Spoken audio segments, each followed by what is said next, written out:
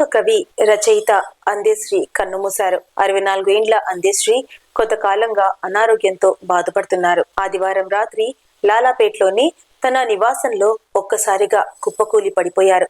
దీంతో కుటుంబ సభ్యులు హుటాహుటిన గాంధీ దవాఖానకు తరలించారు. అక్కడ చికిత్స పొందుతూ తుదిశ్వాస విడిచారు. తెలంగాణ ఉద్యమంలో కీలక పాత్ర పోషించిన అందెశ్రీ రచించిన జయ జయ హే తెలంగాణ పాటను రాష్ట్ర ప్రభుత్వం రాష్ట్ర గేయంగా గుర్తించింది.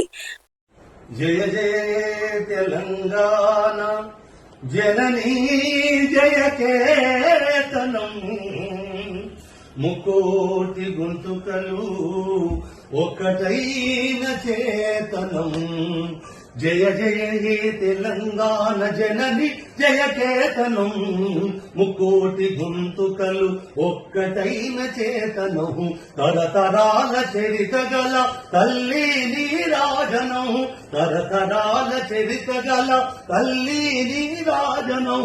పద పదాల నీ పిల్లలు ప్రణమిల్లిన శుభతరుణం. జై తెలంగాణ జై జై తెలంగాణ, జై తెలంగాణ జై జై తెలంగాణ.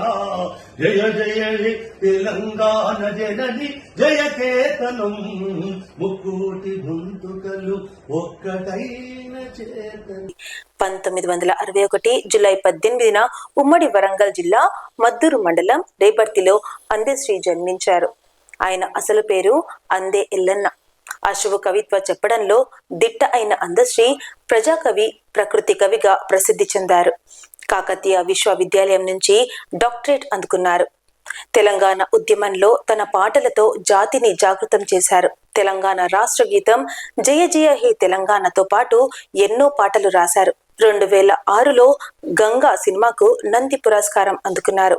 2014లో అత్యున్నత పురస్కారం పద్మశ్రీ అందుకున్నారు. 2024లో దశరథి కృష్ణమాచార్య సాహితీ పురస్కారం, లోక్ నాయక్ పురస్కారం అందుకున్నారు.